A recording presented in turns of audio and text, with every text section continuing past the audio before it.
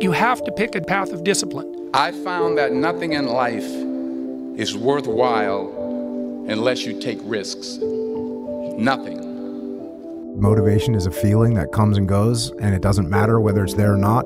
Discipline is infinitely more important. So no matter how you feel, get up and do what you're supposed to do. That's it. And that's discipline. It's not motivation. If you only did what you were supposed to do when you were motivated to do it, that's leaving it to chance. But if you're disciplined, you go do what you're supposed to do. That's the way it works. And this thing that people do where they avoid discomfort, it sounds ridiculous, but it just creates more discomfort.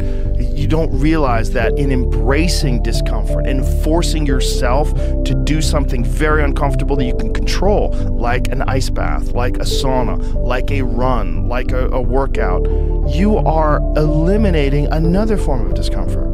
I torture myself physically. I'm always working out. I'm always exhausted. I'm always taking ice baths. I was in the sauna before I got here today. I'm always doing something. Always. I never have a day where there's not some kind of struggle. If I have a day where I just lay around, I'm like, this is weird. Like, it's one of the things that I have to do on vacation. When I get up in the morning, whenever I'm on vacation, the first thing I do is work out. I'm like, I gotta do this, otherwise I'm not gonna be able to enjoy this time off with my family. I gotta get up before everybody else, and I gotta work out hard. Look, when you're a kid, you're all potential. It's chaotic potential. It can manifest itself in any number of ways. And maybe you don't want to give that up. So you're like Peter Pan. You want to be a kid forever because you don't want to give up the potential. And you look out in the world and all you see are Captain Hooks, who've lost a hand, who are chased by death because that's the clock in the crocodile. It's already got a taste of him. He's terrified by death and he's a tyrant. Well, I don't want to grow up to be that. So I won't be disciplined at all. Well, that's no good because the way the potential transforms itself into actuality is through discipline.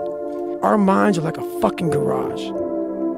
And the garage, if you open a garage and it's all cluttered up, it's all fucked up, you can't put your car in there. You got fucking boats and you got fucking kids' toys and shit everywhere. But if you organize that fucking garage and you put everything in its rightful spot, you can put that car in there. You can put 2 cars in there. You can put bikes in there. And that's like with the mind. People talk about discipline and fucking determination and fucking, repetitions and all this shit. Consistency. Why people fall off the wagon so often is because their mind is full of shit. There's no room in that mind for discipline. There's no room for consistency. They may do it once or twice, but then the mind takes over and that cluttered fucking garage comes in, and then it's like a circuit breaker, man. The circuit breaker just overloads and it fucking sparks. And our minds, that's our mind, man. It's like a fucking circuit breaker that has so much shit in it, you keep on loading it, you can't put any more into it. Clearing space in your fucking mind so then you have room for all those discipline. Waking up early, taking those, because they do mean something. But we don't get to that fucking dark matter that is keeping you from clearing out that mental garage. Well, I don't know what to do. It's like, that's okay. Nobody does.